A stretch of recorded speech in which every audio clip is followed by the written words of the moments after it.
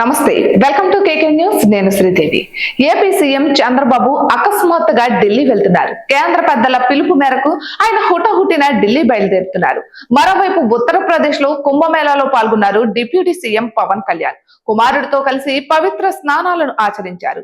ఆయన సైతం అక్కడి నుండి అటే ఢిల్లీ చేరతారని తెలుస్తోంది. 2 రోజుల పాటు పవన్ కళ్యాణ్ ఢిల్లీలోనే ఉంటారని జనసేన వర్గాలు చెబుతున్నాయి. అయితే రేపు మంత్రివర్గ సమావేశం జరగనుంది. కానీ దానిని సైతం వాయిదా వేసుకుని సీఎంతో పాటు డిప్యూటీ సీఎం ఢిల్లీ వెళ్తుండడం ప్రాధాన్యతను సంతరించుకుంది.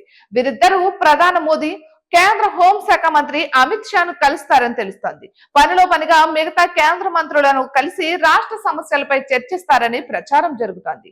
అయితే ఢిల్లీ ముఖ్యమంత్రి ప్రమాణ స్వీకార కార్యక్రమానికి సీఎం చంద్రబాబుతో పాటు డిప్యూటీ సీఎం పవన్ కళ్యాణ్ హాజరవుతారని తెలుస్తోంది.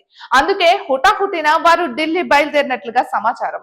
ఇక రేపు సాయంత్రం ఢిల్లీ ముఖ్యమంత్రులతో పాటు మంత్రులు ప్రమాణ స్వీకారం చేస్తారు. ఈ కార్యక్రమానికి ఎన్డీఏ పాలిత ముఖ్యమంత్రులను ఆహ్వానించింది భారతీయ జనతా పార్టీ.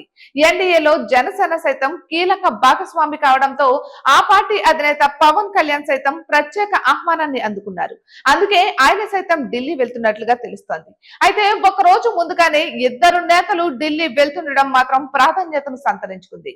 దీని వెనుక రాజకీయ వ్యూహం ఉన్నట్లుగా తెలుస్తోంది. ఇక ఢిల్లీ అసెంబ్లీ ఎన్నికల్లో బీజేపీ ఘన విజయం సాధించింది. 27 సంవత్సరాల సుదీర్ఘ నిరీక్షణ తర్వాత ఢిల్లీలో బీజేపీ జెండా ఎగిరింది. ఢిల్లీ అసెంబ్లీ ఎన్నికల ప్రచారంలో చంద్రబాబుతో పాటు పవన్ కళ్యాణ్ పాల్గొన్నారు. తెలుగు ప్రజలు నివాసం ఉండే అత్యధిక నియోజకవర్గాల్లో వీరిద్దరూ ప్రచారం చేశారు. అటువంటి ప్రాంతాల్లో బీజేపీకి అనుకూల ఫలితాలు వచ్చాయి. దీంతో బీజేపీ పెద్దలు ఈ ఇద్దరు నేతలకు అత్యంత ప్రాధాన్యమిస్తూ ఆహ్వానాలు పంపారు. ఇక బీజేపీతో పాటు ఎన్డీఏ పాలిత ముఖ్యమంత్రులు, కేంద్ర మంత్రులు, సినీ సెలబ్రిటీలు కార్యక్రమానికి హాజరయ్యే అవకాశం ఉంది. ఇటువంటి మరెన్నో వీడియోస్ కోసం కేకే న్యూస్ తెలుగు ఛానల్ ని సబ్స్క్రైబ్ చేసుకోండి.